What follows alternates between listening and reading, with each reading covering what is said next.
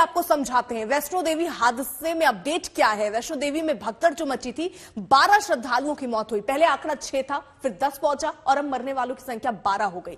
जख्मी 13 लोगों का अस्पताल में इलाज इस वक्त जारी है, जिनकी हालत, इनमें से कई ऐसे जिनकी गंभीर हालत बनी हुई है, उनको अलग अस्पताल में भी रेफर किया जा सकता है। वहीं कुछ लोगों में बहस के बाद धक्का मुक्की हुई, ये पुलिस का बयान सामने आया। पुलिस ने कहा कुछ लोग वहां थे जिनके बीच बहस हुई, धक्का मुक्की हुई, उसके बाद भगदड़ जैसे हालात बन गए। हादसे की जांच के लिए एक उच्च स्तरीय कमेटी गठित की गई है और वहां पर लगे सीसीटीवी फुटेज भी इसी संदर्भ में खंगाले जा रहे हैं, ताकि पता लगाया जा सके कि एक्चुअल सिचुएशन उस वक्त क्या थी।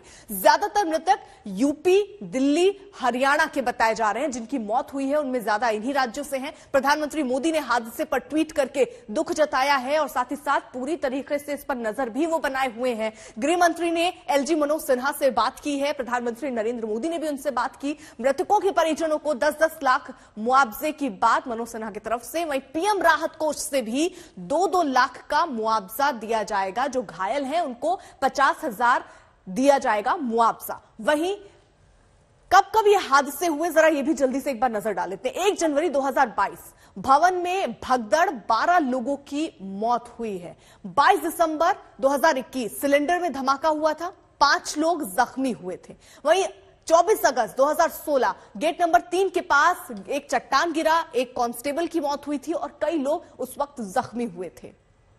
वहीं 23 नवंबर 2015 कटरा में ही हेलीकॉप्टर क्रैश हुआ था और इस हेलीकॉप्टर क्रैश में 7 लोगों की मौत की खबर हुई थी।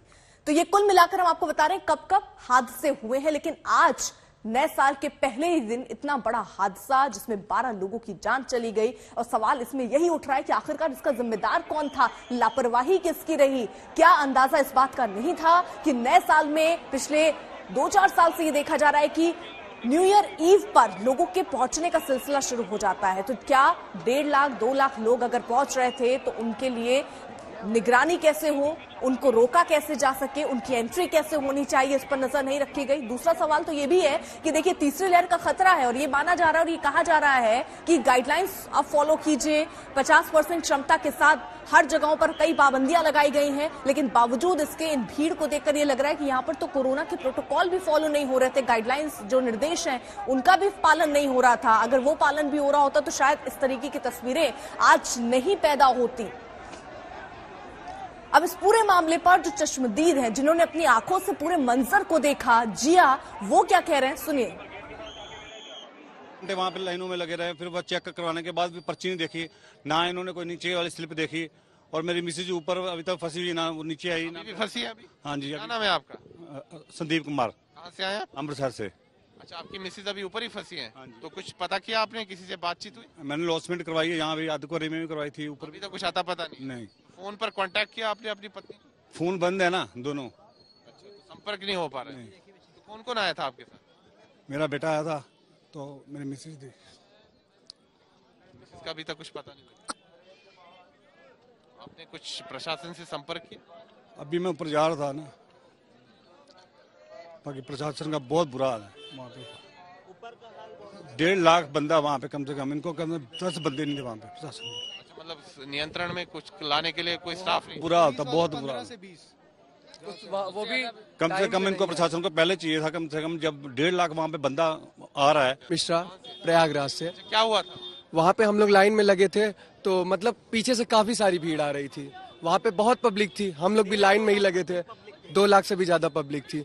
तो मतलब क्या हुआ कि जैसे लाइन में लगी थी तो सब आपस में ठेला ठेली कर रहे थे, तो उसकी वजह से प्रशासन भी थी, प्रशासन भी उधर से ठेल रही है और इधर से इधर भी ठेला ठेली हो रही, तो उसकी वजह से लोग मतलब आपस में वो हो गए, एग्रेसिव हो गए, तो इधर उधर धक्का मुक्की। यात्रा पर्ची चेक हो रही थी कहीं पर? हम लोग ऑनलाइन कराए थे यात्रा पर्ची, कुछ भी यहाँ नहीं चेक, कहीं नहीं चेक हुआ, कुछ भी यहाँ कोई फैसिलिटी नहीं, कुछ भी नहीं चेक हुआ। मैं उस टाइम वहीं पे था जब ढलान थी, ढलान से धक्का आया, धक्के की वजह से जो श्रद्धालु थे वो नीचे जमीन पे धंस गए।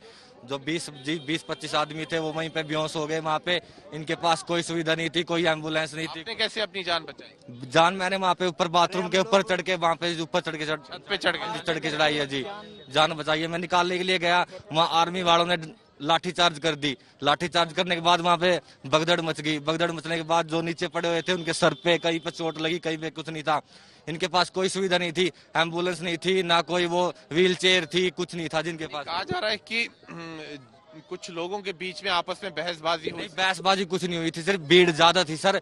एक ढलान थी, ढलान से वजह से पीछे से धक्का आया। धक्का होने की वजह से वहां पे सारे जमीन पे गिर गए। सर पे लगी चोटें, कुछ बच्चे और कुछ छोटी छोटी बच्ची है 5-6 साल की, उनको भी बहुत ज्यादा चोटें लगी है। कहा जा रहा है जैसे अलग अलग बातें सामने आ रही है कि जो पर्ची है, यात्रा की पर्ची, वो कोई चेक नहीं कर रहा था। क्या ऐसी बात? यात्रा की पर्ची कोई नहीं, कोई चेक नहीं कर? नहीं, अभी भी यहीं पे ले रहा हूँ सर मैं। मेरे किसी ने नहीं देखी है अभी तक। मैं यात्रा पर्ची ले रहा हूँ मैं, अभी तक किसी ने चेक ही नहीं देखी है।